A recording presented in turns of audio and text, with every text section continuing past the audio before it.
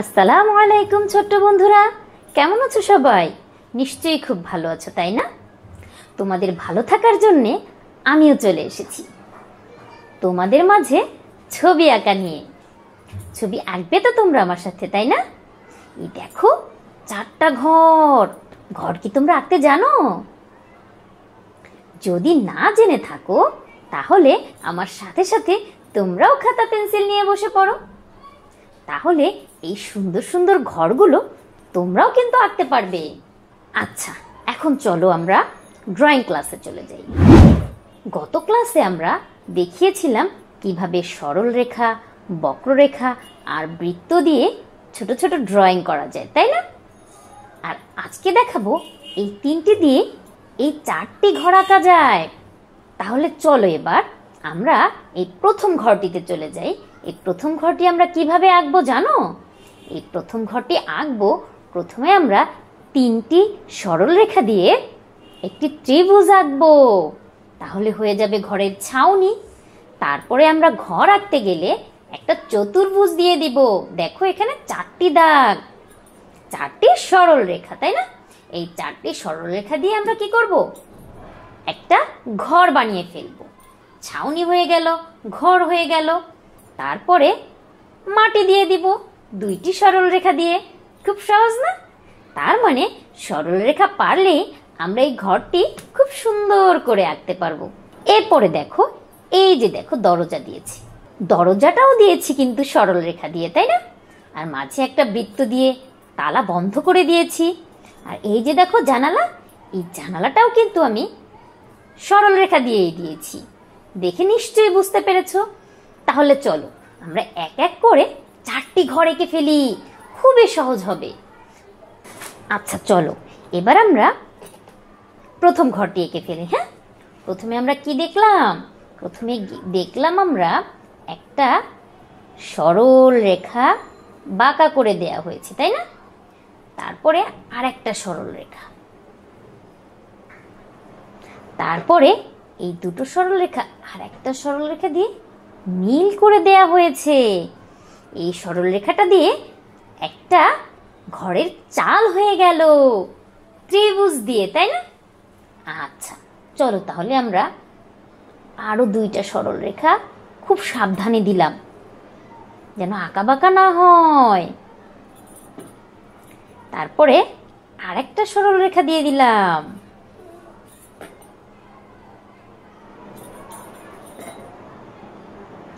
তারপরে আরো একটা সরল রেখা। কি সুন্দর একটা ঘরের শেপ চলে আসলো, তাই না? ঘরের চাল হয়ে গেল, ঘর হয়ে গেল, মাটি হয়ে গেল, তাই না? খুবই সুন্দর। এরপরে ঘরের একটা দরজা দেয়া লাগবে আর একটা জানালা দেয়া লাগবে। এক সাইড করে আমরা ঘরের একটা দরজা দিয়ে দিলাম। এই দেখো সবগুলো সরল রেখা, যে সরল রেখা আমি তোমাদের গত ক্লাসগুলোতে শিখিয়েছি। আর মাঝ দিয়ে দরজার বন্ধ করার জন্য একটা বৃত্ত দিয়ে তালা দিয়ে দিলাম। খুবই সুন্দর, তাই না? দরজা হয়ে গেল। এখন আরেকটা সরল রেখা, আরেকটা সরল রেখা, এই একটা সরল রেখা আর এই একটা সরল রেখা, এই আর একটা সরল রেখা আর একটা সরল রেখা। এই সরল রেখাগুলো দিয়ে আমি জানালা দিয়ে দিলাম। খুবই সুন্দর, তাই না? তাহলে 1 নাম্বার ঘর আমাদের চলে গেল আর আমরা পেরে গেলাম। তাহলে চলো এবার আমরা 2 নাম্বার ঘরে চলে যাই।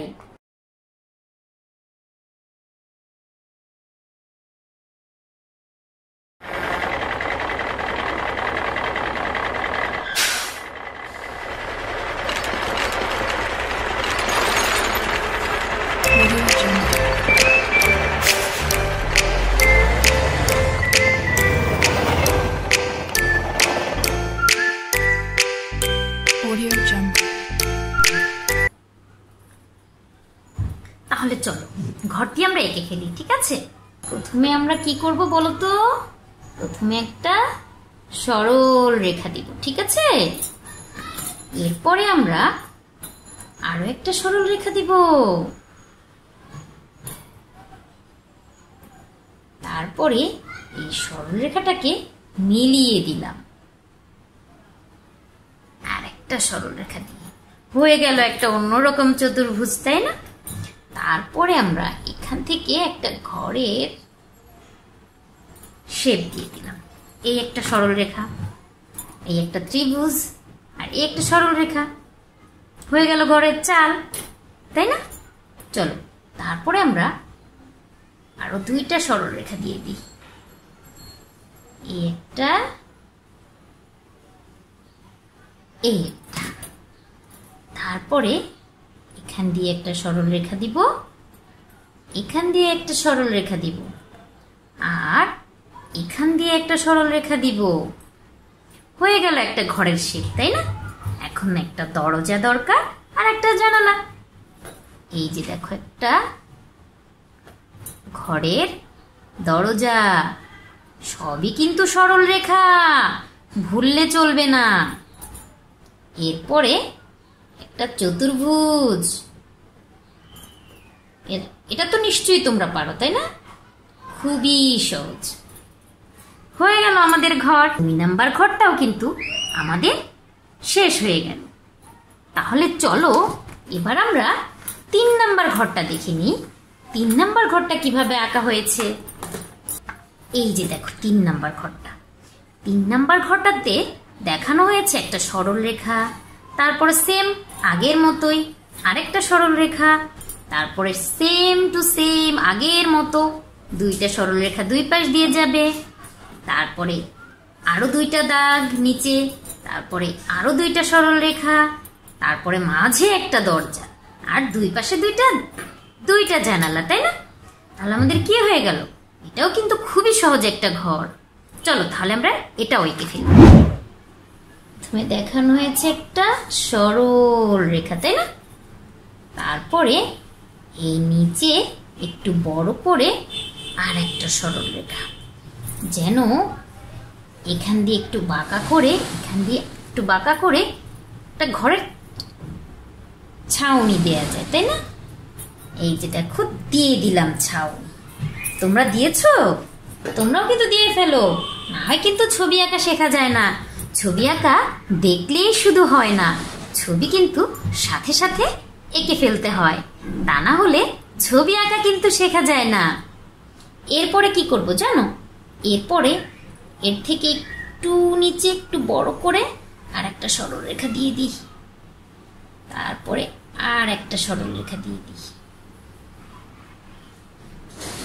তোমরা যারা হাতে সরল রেখা দিতে না পারো তারা কিন্তু এরকম স্কেল ব্যবহার করতে পারো। স্কেল ব্যবহার করতে হয় কিভাবে সেটা অন্য এক ক্লাসে দেখিয়ে দিব, ঠিক আছে? আগে আমাদের হাতের ড্রয়িংটা সহজ করে নিতে হবে, তারপরে আমরা স্কেল ধরবো, ঠিক আছে?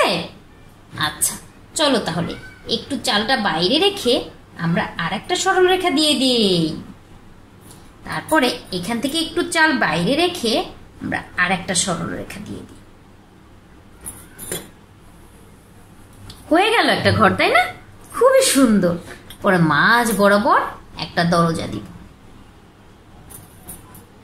আর একটা সরল রেখা, আর একটা সরল রেখা, আর একটা সরল রেখা। হয়ে গেল দরজা। তারপর কি বাকি? ঘরের তালা, তাই না? তারপরে হচ্ছে দুইটা জানালা। এই জানালা কিভাবে আঁকতে হয়? একটা চতুর্ভুজ, তাই না? এই যে দেখো চতুর্ভুজ, আর এখানেও একটা সরল রেখা দিয়ে চতুর্ভুজ এঁকে নিলাম। এই যে দেখো দুইটা জানালা। হয়ে গেল আমাদের 3 নাম্বার ঘর, তাই না? যে দেখো এই একটা ঘর, এই একটা ঘর, সেম টু সেম। এবার আমরা 4 নাম্বারটা দেখে আসি।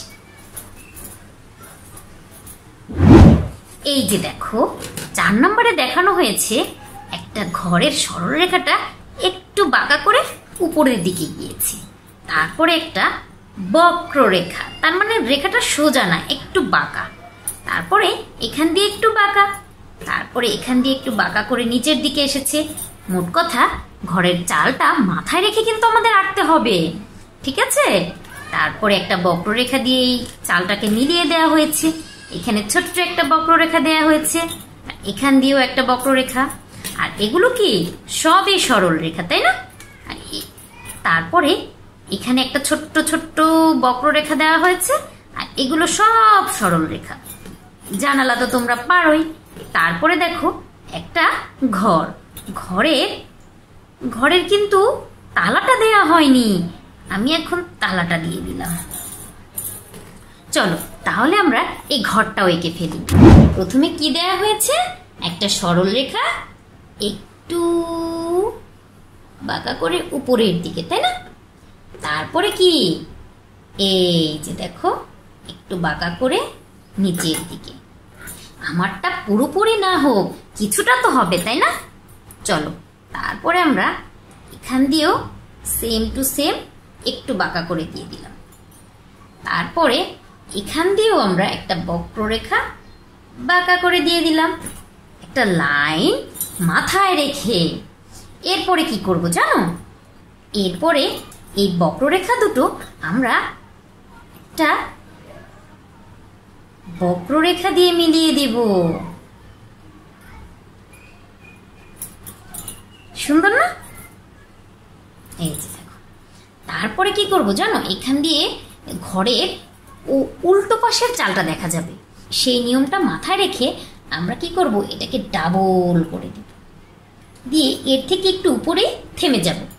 তারপরে আর একটা বক্ররেখা দিয়ে এই চালটা মিলিয়ে দিলাম। হয়ে গেল সামনের চাল আর পেছনের চাল। খুব সুন্দর না? এরপরে চলো আমরা ঘরের অংশে চলে যাই। প্রথমে এই চালের এই কর্নারটা ধরে একটু টান দিয়ে নিচে আসবে, সরল রেখা দিয়ে দিলাম। এরপরে এই চালের এই কর্নার ধরে আরেকটা সরল রেখা।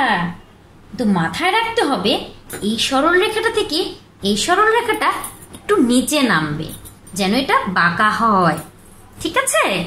তারপরে আমরা এখান থেকে চালের একটু কোনা বাকি রেখে একটা ছোট্ট করে দাগ দিয়ে দিব। এখন আমি এগুলো সরল রেখা দিয়ে মিলিয়ে দিব। এই মাঝের দাগটা কিন্তু বড় থাকতে হবে, তারপরে এই দাগটা বড় থাকবে, এই দাগটা সবচেয়ে ছোট থাকবে। দূর থেকে একটা ঘর দেখতে যেমন লাগে এই ঘরটা ঠিক তেমনই। চলো তাহলে আমরা এই সরল রেখাগুলো একটু মিলিয়ে দিই, খুব সাবধানে। যারা তোমরা হাতে আঁকতে না পারো তারা স্কেল ব্যবহার করতে পারো কিন্তু। এই যে দেখো হয়ে গেল একটা ঘর, তাই না? তাহলে ঘরের নিচের মাটিটাও দিয়ে দিই। মাটিটা কিভাবে দিব? এরকম করে একটা বক্ররেখা দিলাম, এখানেও একটা বক্ররেখা, তারপরে এই পাশ দিয়েও একটা বক্ররেখা দিলাম। এখন আমি এই লাইনগুলো এই বাঁকা করে মিলিয়ে দেব। তারপরে এই পাশ দিয়ে এটাকেও মিলিয়ে দেব। হয়ে গেল ঘরের মাটি। এখন আমাদের ঘরের দরজাটা দরকার, তাহলে চলো আমরা ঘরের দরজা দিয়ে দিই। এই এই আর এই, তারপরে একটা তালা।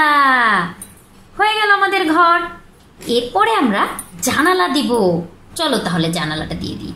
একটা সোজা দাগ, তারপরে আর একটা দাগ, তারপরে আর একটা দাগ, তারপর আর একটা বাঁকা করে দাগ। এটা এই জানালাটা একটু বাঁকা হয়েছে, তাই না? তাহলে চলো এরপরে আমরা একটা মাঝ বরাবর দাগ দিব, আর দুইটা সোজা সরল রেখা চলে আসবে। হয়ে গেল আমাদের ঘর, খুব সুন্দর। আমাদের 4 নাম্বার ঘরটাও কিন্তু হয়ে গেল, তাই না? তাই এই যে দেখো 4 নাম্বার ঘরটাও কিন্তু আমাদের হয়ে গেল, তাই না? এখন আমরা এই 4টি ঘরই বাসায় বেশি বেশি প্র্যাকটিস করব, ঠিক আছে? আচ্ছা বন্ধুরা, এরপরে আমরা আরো মজার ছবি নিয়ে আসবো পরের ক্লাসে। তোমরা যদি আমার পরবর্তী ক্লাসগুলো দেখতে চাও তাহলে আমার চ্যানেলটিকে সাবস্ক্রাইব করতে কিন্তু ভুলো না, আর পাশে থাকা বেল বাটনটিতেও ক্লিক করে রেখো, ঠিক আছে? না আমার ভিডিওটা যখন আমি দিব আর তোমরা সাথে সাথে পেয়ে যাবে। ছোট্ট একটা লাইক দিয়ে দিও। আল্লাহ হাফেজ।